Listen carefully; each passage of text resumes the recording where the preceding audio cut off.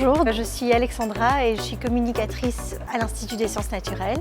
Pour vous raconter un petit peu l'histoire de l'Institut, tout a commencé avec la collection de curiosités naturelles de Charles de Lorraine qui ont été exposées alors dans ce qui était l'ancien couvent au-dessus du parc Léopold. Donc c'est vraiment où on se trouve ici aujourd'hui. Un peu plus tard, on a découvert les iguanodons de Bernissart, donc ce sont les dinosaures belges. Et à ce moment-là, on a construit tout spécialement pour eux cette aile dans laquelle on se trouve, l'aile des dinosaures, qui a été construite par l'architecte Jean Lay. Et voilà, le musée des sciences naturelles est né. On a un public qui est surtout familial, des familles avec jeunes enfants, qui est complété avec aussi une grande partie de public scolaire, donc des écoles qui viennent pour beaucoup de thèmes abordés dans le musée en lien avec le programme scolaire et avec les cours.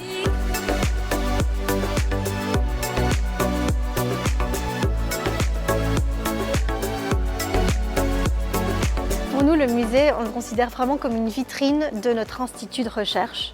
C'est une possibilité de communiquer vers le grand public toutes les connaissances et toute la science que nos scientifiques étudient.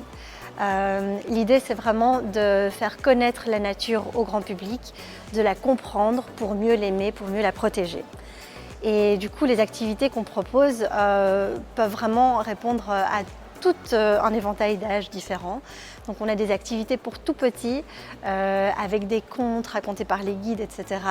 On a des activités pour enfants comme le Paléolab, où ils peuvent vraiment toucher, jouer au paléontologue en herbe. Et puis ça va jusqu'à des animations et des visites guidées pour les écoles, pour les études supérieures et aussi pour les adultes. Dans nos expositions, on a vraiment plusieurs niveaux de lecture, donc ça peut parler à tous les âges, des enfants, des adultes, des personnes du troisième âge. Et on essaie vraiment qu'elle soit le plus interactive possible. Donc il y a des choses à toucher, à manipuler, des petits jeux, des choses à écouter, à entendre. Comme ça, tous les sens sont éveillés et on se met vraiment en contact avec les sciences naturelles. Je pense que dans les musées, il y a plusieurs obstacles qui sont présents pour les populations marginalisées, donc des enfants qui présentent des handicaps physiques ou mentaux ou avec des revenus plus modestes.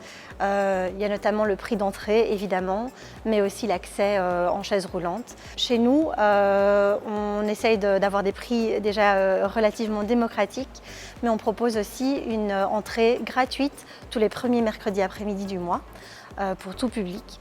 On travaille à rendre l'accessibilité le plus facile possible pour les chaises roulantes avec des ascenseurs, des pentes pour éviter les escaliers, etc. Normalement, toutes nos salles sont accessibles en chaises roulantes et en poussettes. Et finalement, on organise aussi ponctuellement des visites guidées en langue des signes ou en description pour personnes aveugles ou malvoyantes.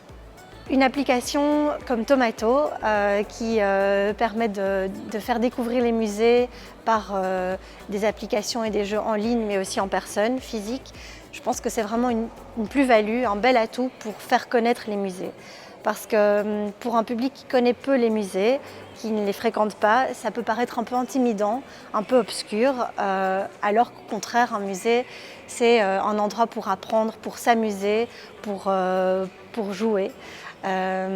Et une application en ligne, mais justement, ça permet d'aller chercher la personne chez lui, de lui faire découvrir ce monde pour ensuite l'inviter à découvrir ces endroits en personne.